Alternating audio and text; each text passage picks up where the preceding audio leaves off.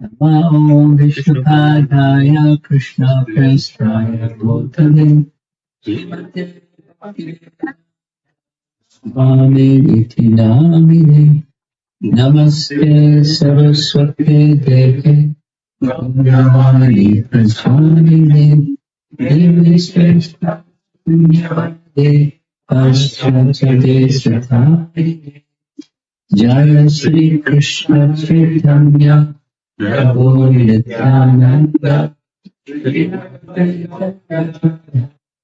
Srivastadi Gaurabhakta Hare Krishna Hare Krishna Krishna Krishna Hare Hare Hare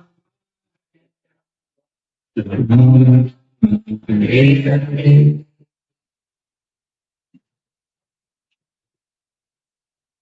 You get around. Vacation?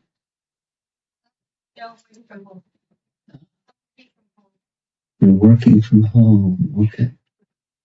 Me too.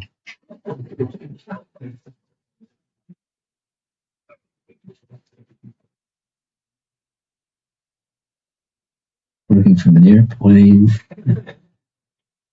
Yeah. She was in Phoenix. Before she was in Phoenix, she was at Japa Retreat in New Jersey. Before she would not be put in New Jersey, she was in Virginia. Sannyasini. Working from home. The topic for this visit is the personalities, principal personalities from Canto 1 Srimad Bhagavatam. And the plan is, let's see if everything goes according to plan, there will be 8 classes. One of them is a double. That's Grandfather Bhishma. And some of the classes, maybe there should be a double because they're very extensive. This particular class is likely to be on the shorter side compared to the other ones. Sukadeva Goswami.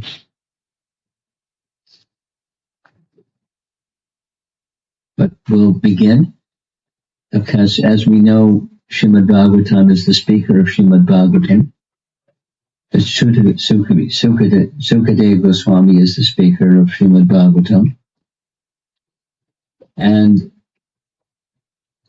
there's a little discussion. Commonly it's said that he spoke on the bank of the Ganga. Jiva Goswami has a different opinion. It's nice if acharyas have different opinions. They sometimes have different opinions. And he expresses this reason, that reason, the other reason. It was by the bank of the river Yamuna, by the bank of the Ganges, that he spoke. In any case, we visited the place where he spoke, and we'll see that at the very end. But this is his life, because first canto doesn't speak about where he the place so much. There is an interesting detail about the age when Sukadeva Goswami spoke Srimad Bhagavatam. Commonly,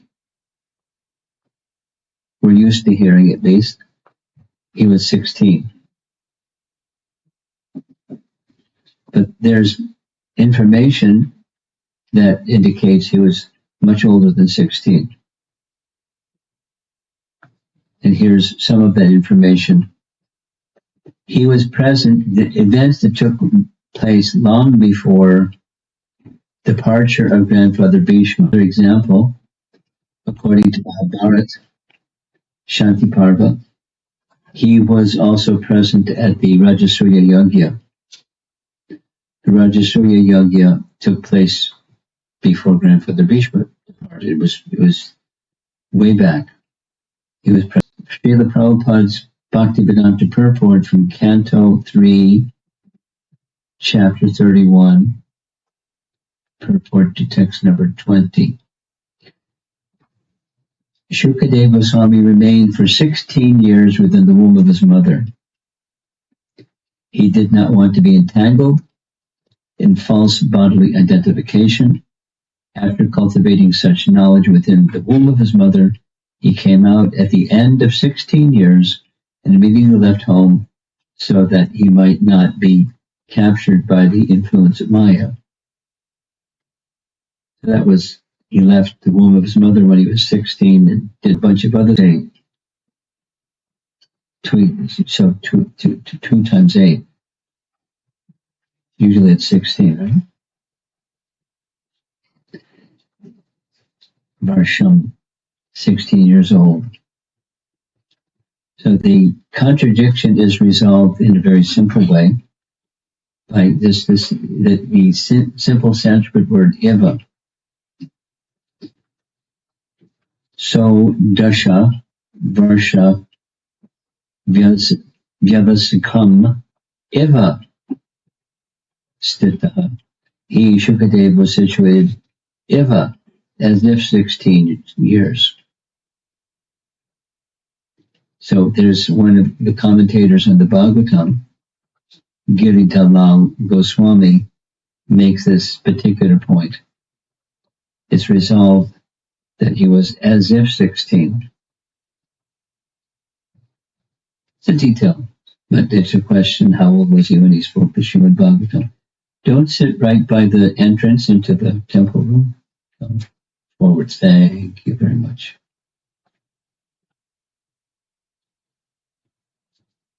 Now, the appearance of Bhaktisiddhanta also has its puzzle. So I'm going to present the puzzle to you. Here is from Bhaktisiddhanta, who was asked during an interview, a discussion with a sannyasi in Assam, published in the Gaudiya. It's an English publication. In the Puranas, we find two conclusions regarding the appearance of Sukadeva. One story says that he took the form of Shuka from the Arani wood after Vyasa saw the naked Apsara, Kritachi. The other story says that he was born from the womb of the wife of Vyasa. Now I searched and searched and searched, and I couldn't find the reference. I found something that's a little different than his reference. In the Puranic Encyclopedia, a little differently, it says he heard about the possibility. Vyasa had heard details and details. Puranic descriptions get things a little mixed up. But just take what Bhaktisiddhanta said. A Apsara came, and when the Apsara came, the Apsara named Grihitachi. She was sent from the celestial realm to break the austerities and determinations of Vyasa, because Vyasa was preparing to do like that. So she came naked I couldn't find the description, it says otherwise, but she came naked. When he saw this beautiful Apsara naked, he released semen that fell on the Arani wood. Arani wood is a certain type of wood used for fire yajnas, particularly for testing the mantras of brahmanas, because Arani is kind of like oak. It's a hardwood. And to ignite fire in wood with mantra, they put it really to test. It's like not like balsa wood or kindling wood. It's Arani wood. So he released semen. It fell on the Arani wood, and from the Arani wood, there wasn't a mother. The Arani wood was the mother, and this child came from the Arani wood. And when the child grew up, that became his son. That's a version from one of the Puranic narrations. And the other Puranic narration that is more common is he appeared from the womb of his wife. And then there's 3 different versions of how that happened. And one of them is found in Kavi Karnapur's Ananda Vrindavan Champu. Kavi Karnapur is a celebrated author in the Gaudiya line, a very authoritative, excellent writer. And he writes of Radharani's pet parrot became Sukadeva Goswami. And here's how it happened. Radharani's pet parrot, Shuka, used to sit on her left hand while she would affectionately feed him the seeds from a pomegranate fruit. And she not only fed him seeds from a pomegranate fruit, but she would teach the parrot to chant Krishna's name. Bolo Krishna, Bolo Krishna. And the parrot would repeat, Bolo Krishna, Bolo Krishna. And she enjoyed hearing the parrot say Krishna's name, so it happened again and again. One day the parrot, Shuka, flew away to Nandagram. What's Nandagram? Nandagram is the home, Krishna's father's palace up on the hill. And there, Krishna was with his young friends, including Madhu Mangal and others, and they were playing, as little boys would do. And when they were playing, this Radharani's parrot flew and landed on Krishna's shoulder and began saying, Krishna, Krishna. And so when Krishna heard the parrot, he became very charmed. The parrot spoke again. Oh, I am very wretched and unfortunate. I am kritagya, ungrateful, and don't recognize the good qualities of anyone. For I have left my mistress and have come here. So he's admonishing himself for being ungrateful to how Radharani was caring for him, the parrot. Krishna at once took the parrot, who was Srimati Radharani's own, in his hand and began to fondle him. So it's a male parrot. Radharani's parrot is a male parrot. After Krishna's manifest Leela ended, this is Kavi Karnapur, by the order of Krishna, the parrot destined to manifest Srimad Bhagavatam remained in this world. Later, the parrot, Radharani's parrot, entered into the mouth of Vyasadev's wife and remained for 16 years. That's version number 1. There's version number 2. According to the acharyas that present these, it's different days of Brahma, so we don't need to get worried about contradictions. Another previous life, a parrot that was listening to everything, because he would say, are you paying attention? And the parrot would say, yes, I'm paying attention. And then he understood it's not, after some time, repeated and repeated. It wasn't Parvati, it was the parrot. So the parrot was listening to everything. And he would just simply parrot-like repeat the message of Srimad Bhagavatam, which would not do justice to the message of Srimad Bhagavatam. And so he decided he would terminate the parrot. the parrot understood Lord Shiva was going to terminate me. And so the parrot flew away. And when the parrot flew away, the parrot flew in the direction of Vyasadev's ashram. And as he was flying, do you see on the upper right, see the green bird? As he was flying towards Vyasadev's ashram, just to get away from Lord Shiva's chasing him, he flew into the womb of Vyasadev's wife, Latika. And there he remained for 16 years until Krishna came and persuaded him to come out. That's version number 2. And there's version number 3. Different days of Brahma, right? So don't get puzzled. Different days of Brahma. This is Srila Prabhupada's purport, Canto 9, Chapter 21.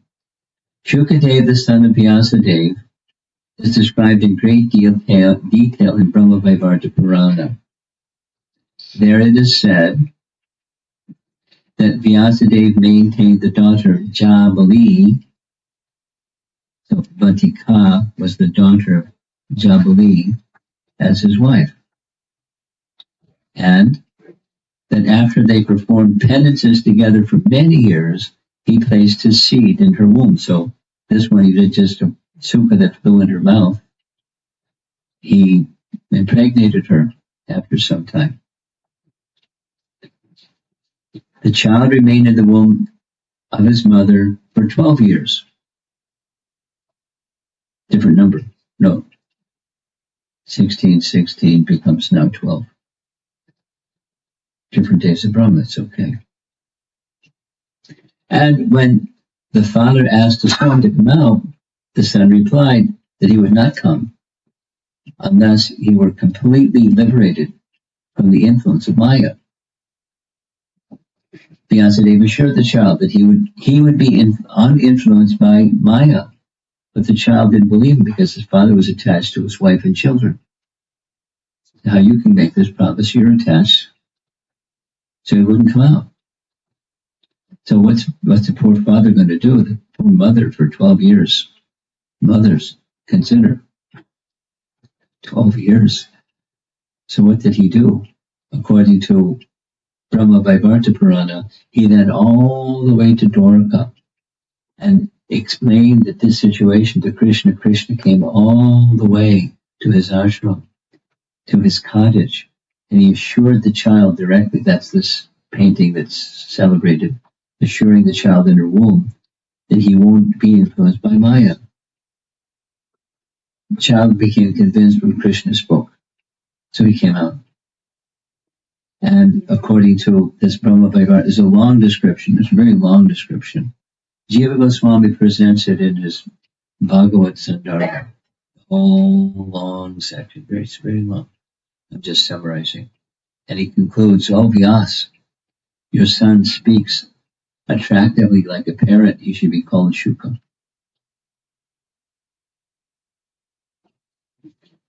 So there's 3 different days of Brahma, 3 different versions of how Vyasa was born. And then when he was born, the rest is very consistent. So one born from the Arni wood, another born from the womb of his mother. And once he's born, he was very detached from worldly life and family life and all of that. So immediately left home.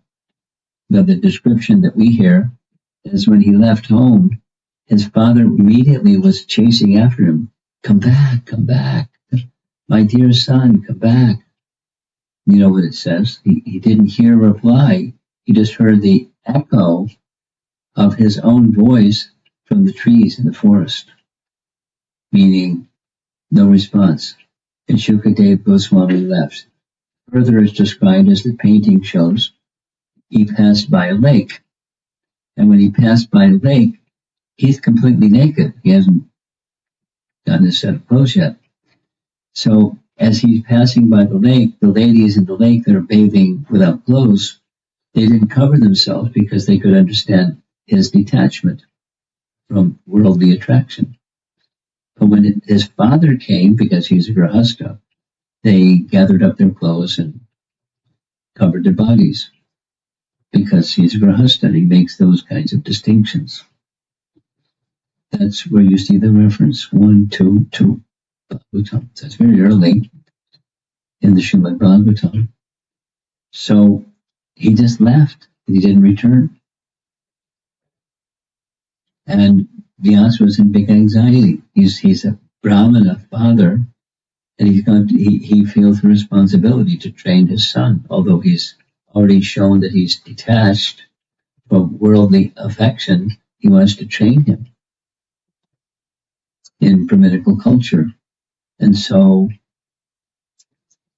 he comes up with a very bright idea. He has some students. We'll see the list of his students later. And he sent them here and there in the forest looking for Sukadeva Goswami. And the method of looking for him was reciting verses from the Bhagavatam. And when Sukadeva Goswami heard the verses of the Bhagavatam, he who has no attraction for anything material became attracted to the verses of the Bhagavatam, meaning there's nothing material in that sound vibration. And so he wanted to hear further, and those who were speaking those verses brought him back to hear the entire Srimad Bhagavatam from his father. So as a result, Sukadeva Goswami became qualified to be able to be the speaker of the Bhagavatam because he heard it from his father, who was the compiler of Srimad Bhagavatam. And then in turn, he spoke the Srimad Bhagavatam to Maharaj Parikshit and the sages, and amongst the sages was Sutta, who then later spoke the Bhagavatam. And that's our procedure. And by the gift of our founder Acharya Srila Prabhupada, he very, very kindly, assiduously went through the effort to provide us with the Bhaktivedanta purports from Canto 1 Srimad Bhagavatam. And it was really a wonder to receive Canto 1 Srimad Bhagavatam. Canto 1 Part 1, Canto 1 Part 2, Canto 1 Part 3. Very similar to how he had brought the books with him from India. And he himself, as is being shown here, he would read the Bhaktivedanta purports. When there were classes, they would have somebody read, and then he would explain what he had written. Here's the Srila Prabhupada speaking on the importance of our hearing Srimad Bhagavatam. Srimad Bhagavatam is certainly a very dear scripture for all the devotees of the Lord, but it is auspicious even for the non-devotees also, because it explains that even the non-devotees hovering under the spell of the material energy can be delivered from such clutches if they hear the narration of Srimad Bhagavatam with devotion and attention from the right source, representing the Lord by disciplic succession. There's a few other quotes.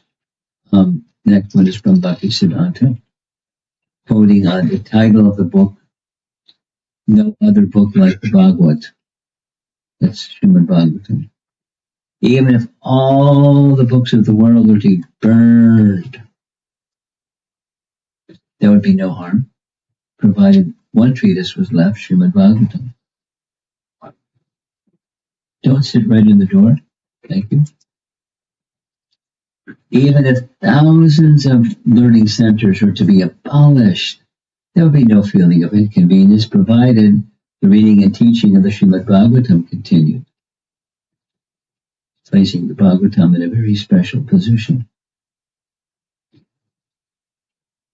In Bhaktisiddhanta's Sri Chaitanya's teachings, he writes, "There are no other books in the world like Srimad Bhagavatam. This is not mere tittle-tattle." So that's not a common phrase. That's Bhaktisiddhanta's exquisite language. It's his English, not a translation from Bengali or Sanskrit. is not mere tittle-tattle or an exaggerated homage.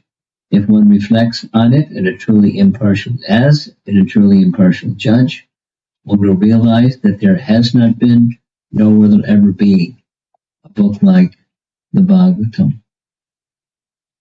And going on, Bhakti Vinod Thakur writes in the Bhagavatam and Bhakti Vinod. From Pranava, or Om, came Gayatri. From Gayatri came the Vedas.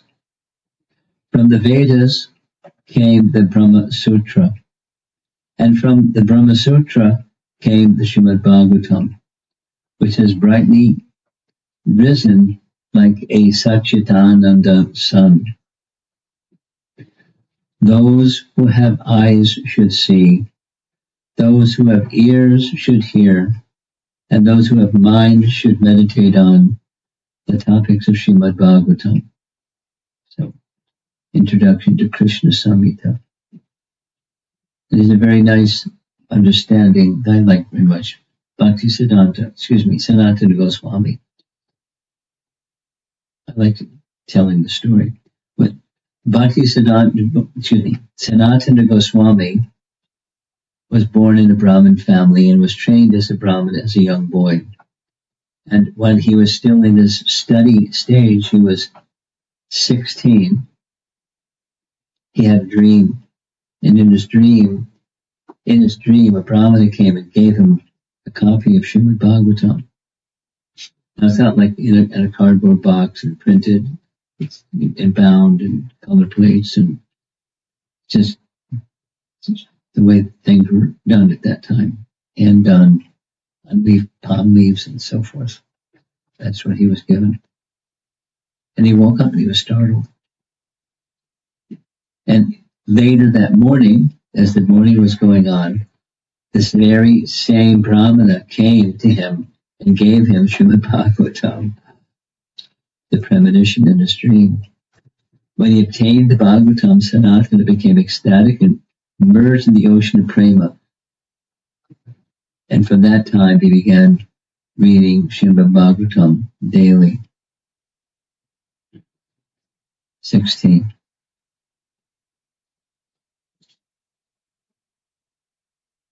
Some of us didn't get Bhagavatam till much later in life. Some earlier than 16, but getting it at any time. And then taking it seriously. His life, Sanatana Goswami's life, was dedicated from his youth to Srimad Bhagavatam. And he wrote several commentaries, different commentaries on Srimad Bhagavatam. Without going into, because we're focusing on Sukadeva Goswami, who is the speaker.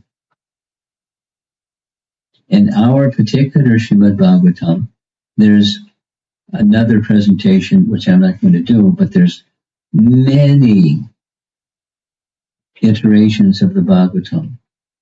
And there is a particular iteration of the Bhagavatam that we have, and is described right in the Bhagavatam itself. Right in the Bhagavatam itself, it's described that Narayana spoke the Bhagavatam to Lord Brahma. He spoke transcendental knowledge, but he spoke the Bhagavatam. And there's the scriptural references. You can look it up later. In the Canto 2, Chapter 9 reference, that's part of the Chatu Shloki verses, the 4 essential verses of the Bhagavatam. After Brahma heard it from Garbhodaksha Vishnu, Brahma passed it on to Narada. Canto 2, Chapter 7. Canto 2, Chapter 7 is a description of the incarnations, or avatars. That's one of the questions that was discussed between Narada Muni and Lord Brahma. So Lord Brahma explains the entire Srimad Bhagavatam to Narada Muni. Narada Muni gave the whole Srimad Bhagavatam. Again later, Canto 2, Chapter 9, Narada explains it all to Vyas. And in turn, Vyas compiles the Srimad Bhagavatam. I mean, he Vyasadeva, wrote Srimad Bhagavatam after his mature stage of samadhi, according to the instructions of Narada. In addition, Narada explained the Bhagavatam. So both. And then he compiled the Srimad Bhagavatam, and as we saw a moment before, he spoke Srimad Bhagavatam to Sukadeva Goswami. And these are two references where it indicates Vyasadeva was the speaker, and Sukadeva Goswami, along with other sages, were in the audience. He, as the father, wanted to train his son in the ripened fruit of all the Vedic knowledge. That's not that Sukadeva Goswami didn't know any other parts of the Vedas but Srimad Bhagavatam, but he understood the unique position of the Bhagavatam, and therefore he was perfectly capable of speaking Srimad Bhagavatam when it came time, speaking it to Maharaj Parikshit. So we'll go back to the beginning, and this nice illustration of his speaking Srimad Bhagavatam.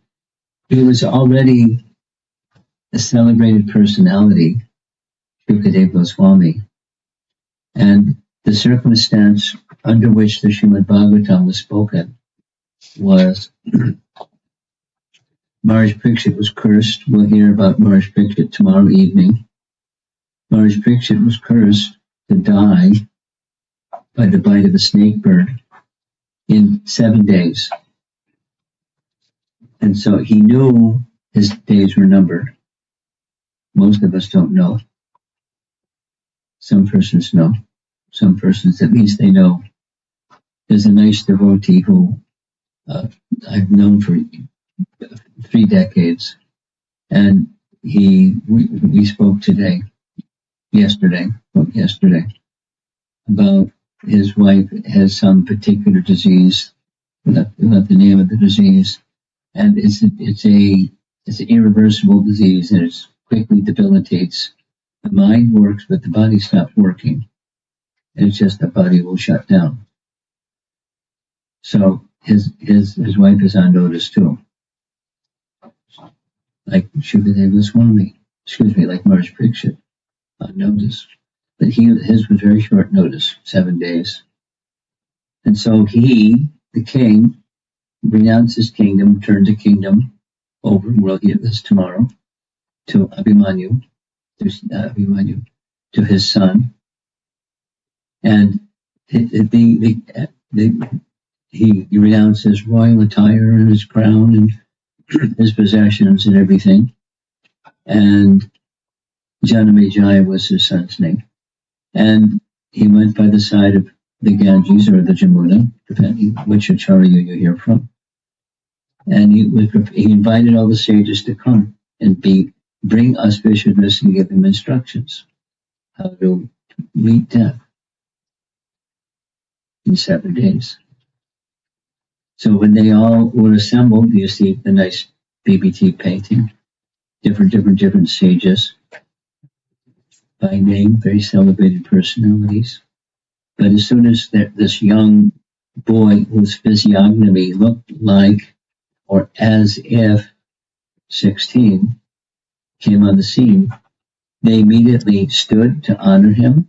They understood by his presence, his greatness, and they requested him, Sukadeva Goswami, to address Maharaj Parikshit's questions. And so then the Bhagavatam begins in that setting. And he speaks the entire Srimad Bhagavatam. Basically, Maharaj Parikshit asking questions, and Sukadeva Goswami responding to the questions. And that format of questions and answers, a primary person asking, sometimes it's multiple persons asking, but commonly it's a primary person asking, just like how Mahabharata is constructed.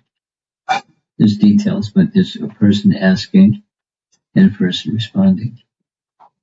One of the main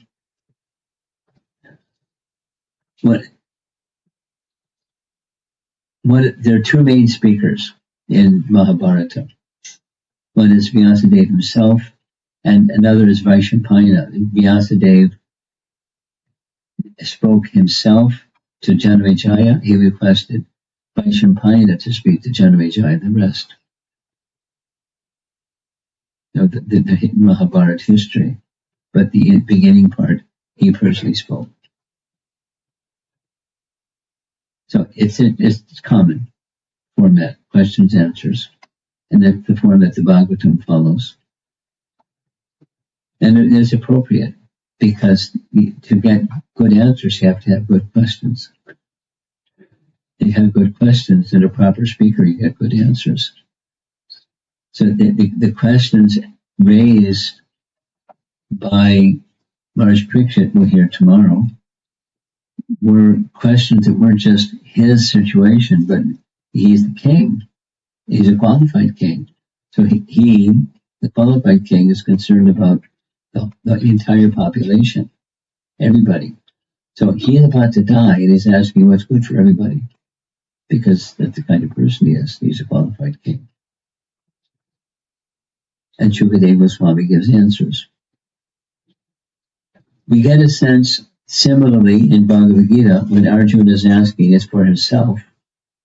But again and again and again in commentary, he's asking, Krishna's assisting him to form the right questions that are that's beneficial for everybody. In fact, the whole situation of Arjuna being bewildered in illusion was arranged internally by super soul within, that he would become bewildered and illusioned, and then submit to Krishna and ask appropriate questions. So he was a puppet, and Krishna was pulling the puppet strings for our benefit. Now, sometimes it's said he was asking the questions for our benefit. More realistically, he was under Krishna's Yoga Maya, or Leela Shakti.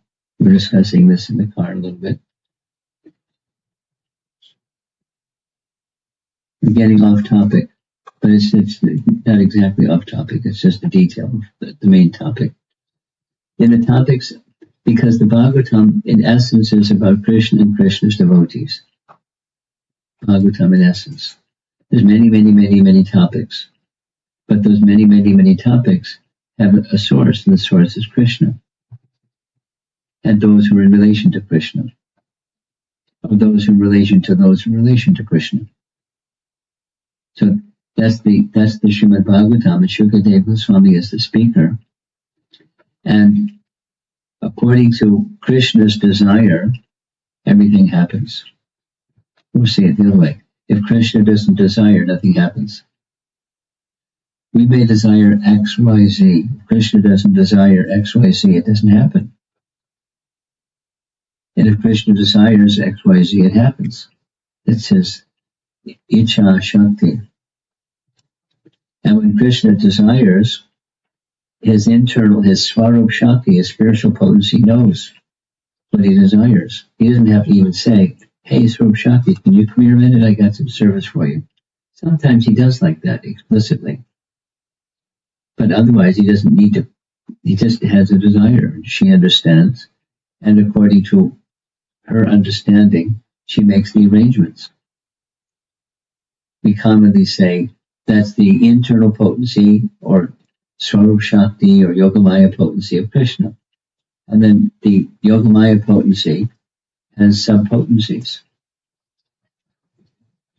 Leela Shakti is one of those sub-potencies of the Yogamaya potency, or Swarup Shakti. We could say an expansion of the Swarup Shakti. It's in the category of Swarup Shakti. And the Leela Shakti arranges Leelas, like Maharaj Parikshit asking perfect questions, and Krishna giving perfect answers, or Sukadeva Goswami giving perfect answers, because he'd heard from Vyasadeva, who heard from Lord Narada, who heard from Brahma, who heard directly from Krishna. Perfect answers. Perfect questions, perfect answers.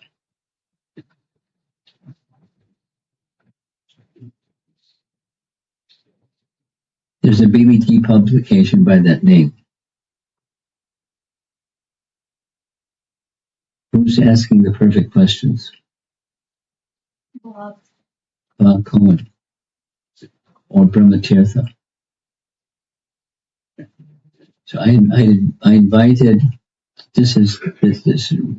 I'll get back to the topic. We'll finish in a moment.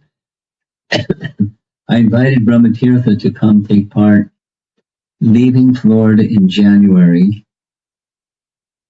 to come to Chicago in January. Florida to Chicago in January to take part in a discussion on Vaishnava etiquette. The plan is, I'm just sharing, the plan is to have annually an event in the Midwest, and people from other places can come for sure, but it'll be, recorded and YouTubed and all that. So and just by inviting him to come, he immediately agreed.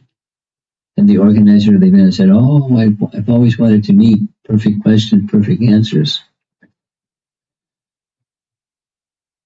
He asked that's the book, Perfect Question, Perfect Answers, and probably gave the perfect answers. And he asked the perfect questions.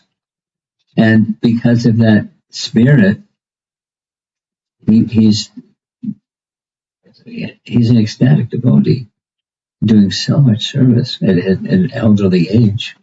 So much service. Very, very significant service. Very serious service. He and his team have been given by the GBC the responsibility to develop the Vedic Planetarium. How'd you like that service, Prabhus? Build a team that's going to make the plan for the Vedic Planetarium. Daunting. That's another history. Someone else was doing, and they were asked, please let this group of the other devotees, led by Brahmatirtha, to develop the plan for the Vedic Planetarium. And they're really working on it. And it's not easy because it's very complicated. So, this evening is Sukadeva Goswami. Tomorrow evening is Maharaj Parikshit, the one asking the perfect questions. I'm the one that gives the perfect answers. Sukadeva Goswami. And then we see the scene by the side of the river Ganges before Maharaj Parikshit's departure from this world. So let's see if there's some discussion.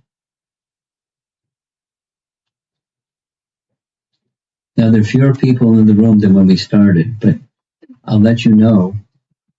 You can come when you like, and I'm going to start on time. You can come when you like. It's okay. Come when you like.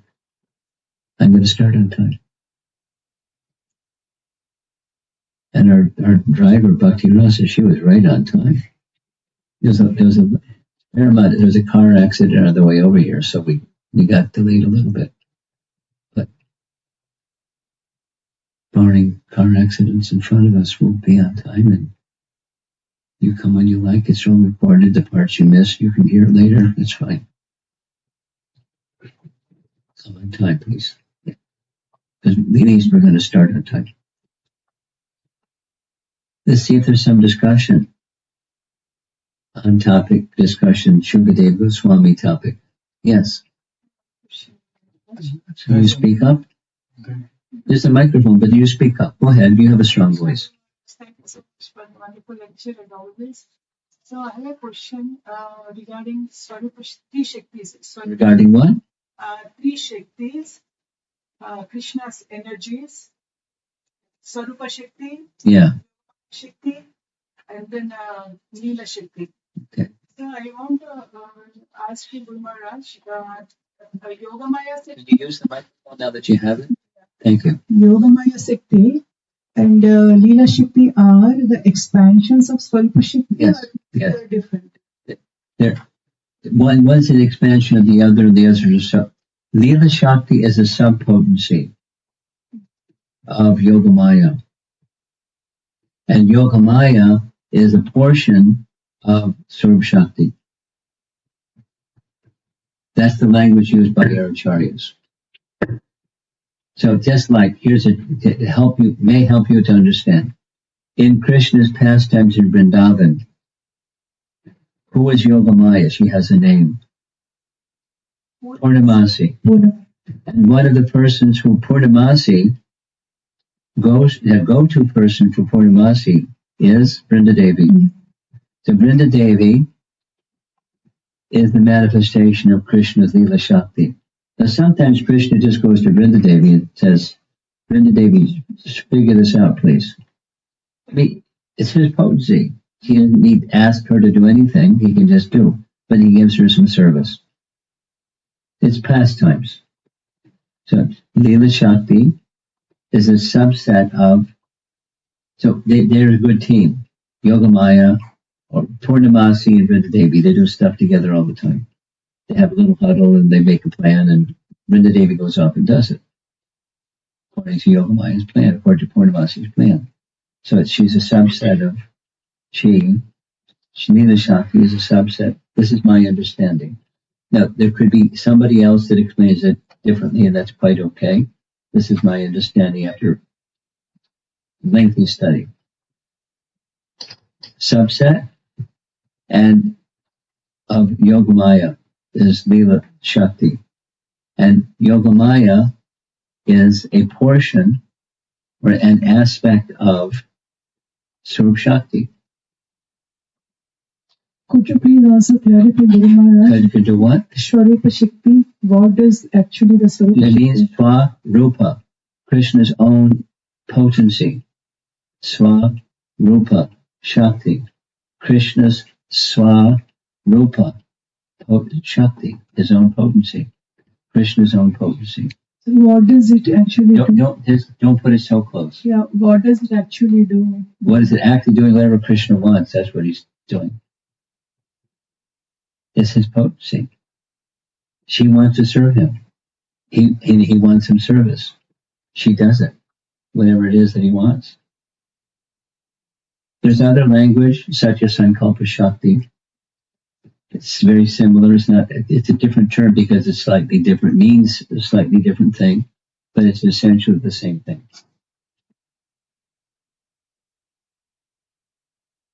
Potency by which Krishna does what he does.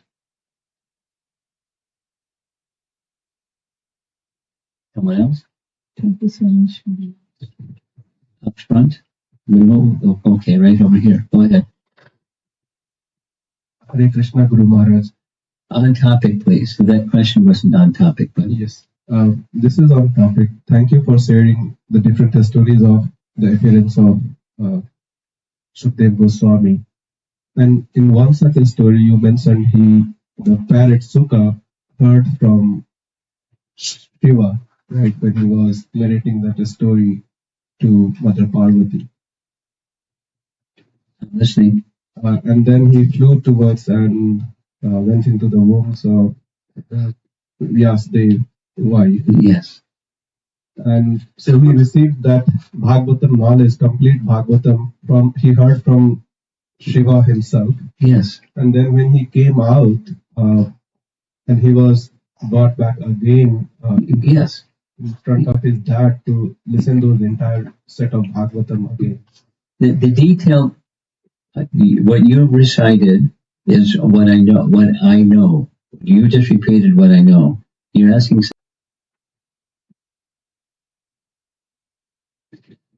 My understanding, which isn't explicitly stated in this narration, is there's two sources, and Skanda Purana is one of them.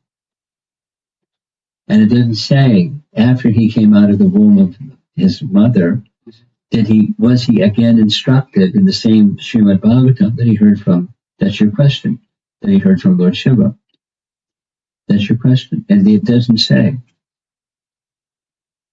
So the answer is I don't know, because it doesn't say. Maybe yes, maybe no. I don't know. That's my answer.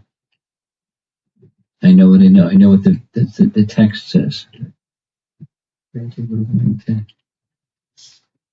Up front. Hare Krishna Maharaj, thank you so much for the nice class about Sukadeva Goswami. Maharaj, I have two questions. One in continuation of Madhusudan Prabhu. So it is mentioned that Sukadeva Goswami was a Brahmavadi. In Srimad Bhagavatam, he was a Brahmavadi, but he heard Srimad Bhagavatam from Lord Shiva earlier. And then I was also reading on ISKCON Desire where it says when Lord Shiva approached Vyasdev, because Sukadeva Goswami went into the mouth of his wife, so Vyasdev said that since he already heard from you, he has already become a pure devotee. So he's and then I heard from some devotees that he was a devotee from heart. So how come like he's portrayed as a Brahmavadi in the Srimad Bhagavatam? That's the first question. My answer to this question is, be careful. I heard from somebody. I'm advising you. I've learned this, through a few years of devotional service. I heard from somebody, or I read it on the website. Ask, what's the reference? What's the scriptural reference for this?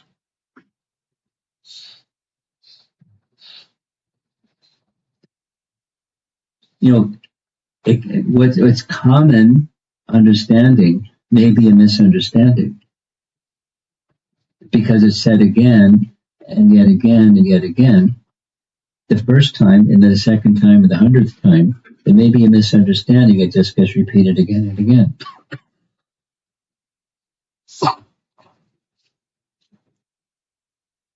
So let's just circle back.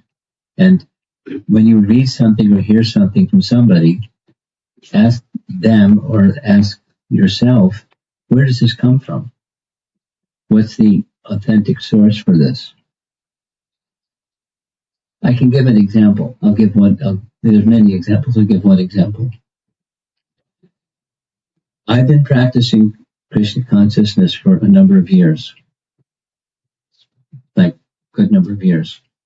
And I was always under the misunderstanding that most devotees have, because that was how we got the understanding, was I heard from somebody. Now, here's a question for you. When was the Srimad Bhagavatam spoken? On the very first day of the battle, correct? Yes or no? The Bhagavad Gita was spoken on the first day of the battle. Yes or no? Yes or no? In one sense, yes, but it was spoken to sun god.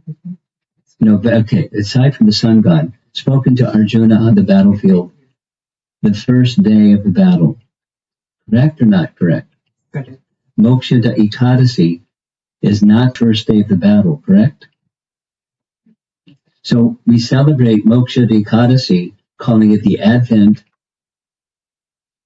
of Bhagavad Gita, when it's not the advent of Bhagavad Gita, to celebrate the speaking of Bhagavad Gita on an auspicious day, like an Ekadasi day. But it's not when Bhagavad Gita was spoken. But I heard it, I never thought about it, I just heard it. But then I started reading more carefully. Where does this come from? And you read, I'm encouraging you, become familiar with what Scripture says, and that's the basis of knowing things. According to Mahabharata, Krishna speaks to Karna before the Bhagavad Gita, before the battle begins, and he indicates to Karna, Krishna indicates to Karna, that the battle will begin on the new moon day, the day after the new moon day, Amavas. The day after is when the Bhagavad Gita was spoken. It's when the battle began. And some number of days later, grandfather Bhishma, 10 days after the battle began, Bhishma Dev was laid down in the bed of arrows. And then, according to Madhvacharya, after Bhishma Dev was laid low, that's when, according to Madhvacharya, that's when Sanjaya began speaking everything to Dhritarashtra. And that marks Gita Jayanti. It's the celebration of Sanjaya. This is Madhvacharya. Not me, it's not you, it's Madhvacharya. But the day that the Gita, on that Ekadasi day, 11 days after the battle began, which was one day after Grandfather Bhishma was laid low, that's when Gita Jayanti is celebrated.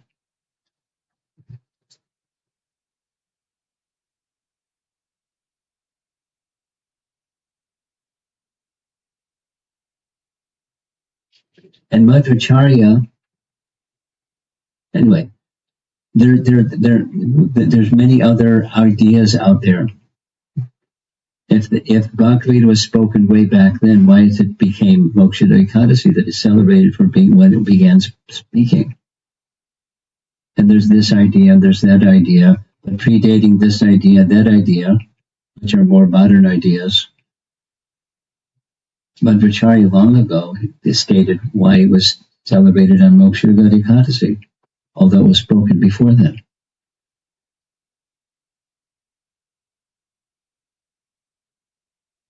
So back to that, that's a for example. I recommend to everybody in the room, I'm speaking to you, but it's for everybody in the room. I heard in a class, or I read somewhere on the internet, it's such and such. Ask the question, what's the scriptural reference? Not in a challenging, but in a verifying mood. There's some sources that are just pristine and you just accept them. Like, for example, Kavi Karnapur. And other acharyas that are just pristine. But they when they make a statement, they give 16 scripture references to support their statement, because that's a system. The scripture is the authority, and they're explaining the scripture through commentary. I'm going overboard a little bit for a reason.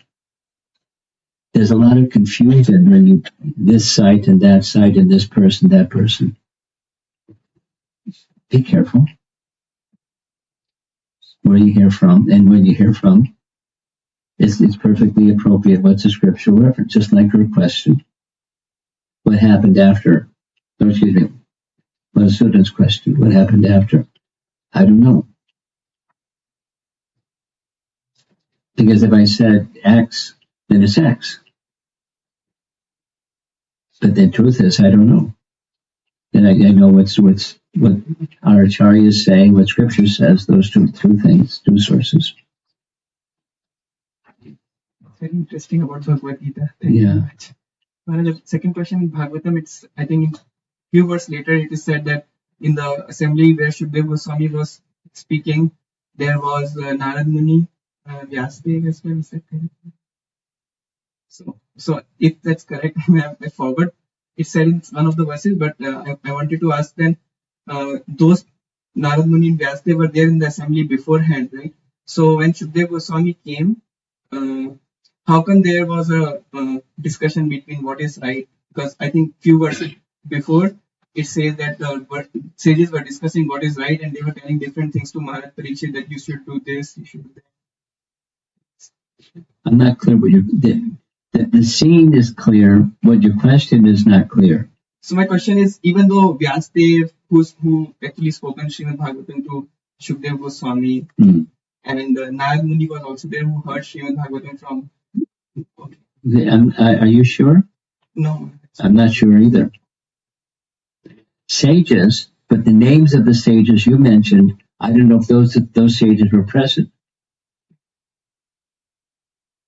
I'd like to see the scripture reference, it says. I'll check. So I think I read it somewhere. Okay, yeah. Okay. I'm not sure. I can't comment because I'm not sure. I'll get back to you. And it's supposing it does say that. They may, it's not like they didn't know, but they're deferring by the Shakti arrangement. They're deferring to Sukadeva Goswami so he can speak Srimad Bhagavatam.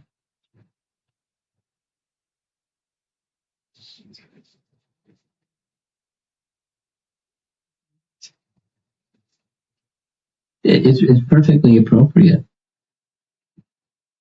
Someone who's junior can be invited to be a speaker in the presence of someone senior. Here's a for example.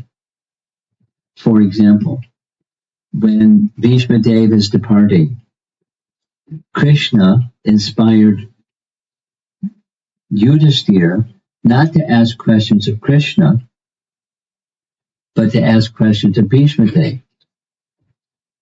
And then Bhishma Dev spoke in the presence of Krishna because that's what Krishna wanted.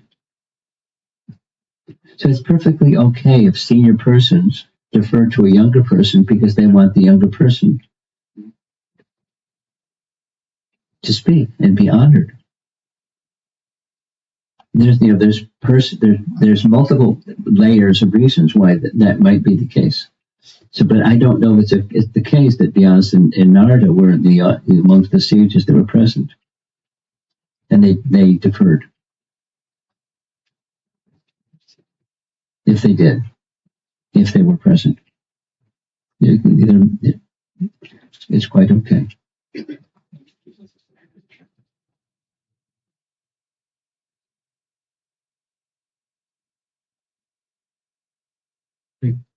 Yes. Hare Krishna Guru Maharaj. Today we heard about different versions of appearance of Sukadeva Goswami. Is there any scriptural reference of disappearance or a verse which talks about the conclusion of Sukadeva Goswami's role in Srimad Bhagavatam? I've not come across it. If somebody in the room is aware of such a reference or can find in the course of this visit some reference, please let me know. I've searched for it, but I couldn't find it. It doesn't mean it doesn't exist, but I don't know. Hare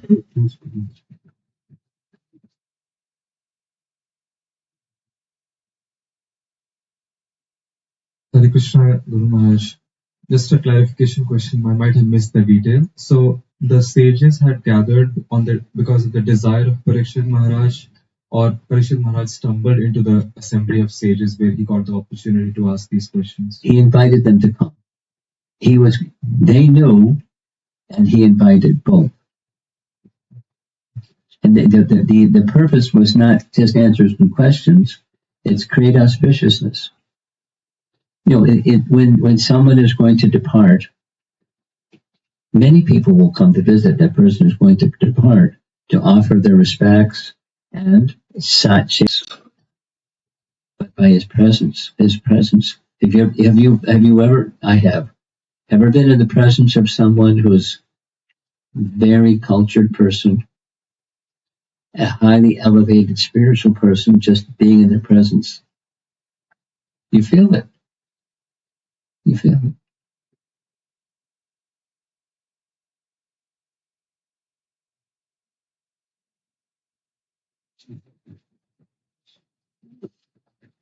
In the back, someone has their hand up? No. Okay. Over here.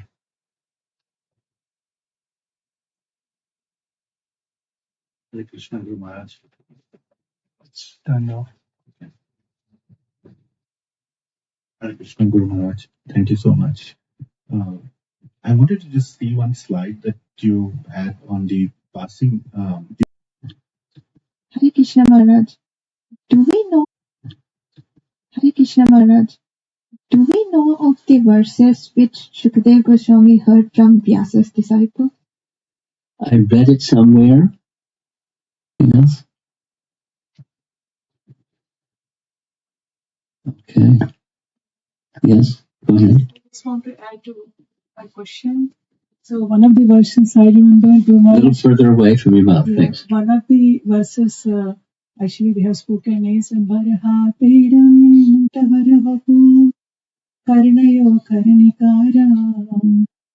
I remember one verse, Maharaj, I just want to share.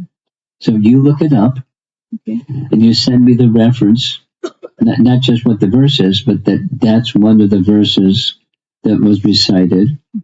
You find the reference and send it to me. Sure. You save me the homework. I remember hearing from my mom, Ahobakiyam Stanakalakutam, the verse it's describing, Putana was trying to kill Krishna, but he's so merciful, he gave her the position of a mother. That is also one of the verses that the disciples were reciting, and Sukadeva Goswami was like, whoa, really? You kind of like, oh.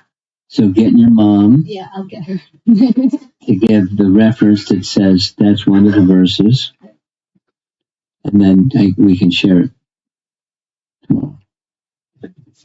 Okay. Yes, all the way in the back. Hare Krishna Maharaj. This actually to the question which he asked about the leaving of Sukadeva Goswami from this planet. Based on the hearing from our acharyas, there is no documented evidence of he left this planet by this time. It's just that Shanti Parva says that he traveled to different planets, including one planet, but there is no documented reference of this is the time he left. Okay. I just wanted to share. Or the manner in which he left. Shanti Parva. Okay. Pass it up. There's something way up front. You want to add? Oh, add is fine. I just wanted to add the reference Madhavari Prabhu sent me. It's the one. It's the verse 9-10 in the chapter 19, the appearance of Sukadeva Goswami. That there was from different parts of the universe there arrived great sages like Atri, Chavana, Sharadvan, Arishpnemi, Bhrigu, Vashishta, Parashara, Vishwamitra, Angira, Parshuram, Uthathaya, Indra, Pramada, Idmavahu, Medhatithi, Devala, Artisena, Bharadvaja, Gautama, Piplada, Maitreya, Aurva, Kavasha, Kumbhayoni, Dwapaina, and the great personality Narada. Okay. Well done.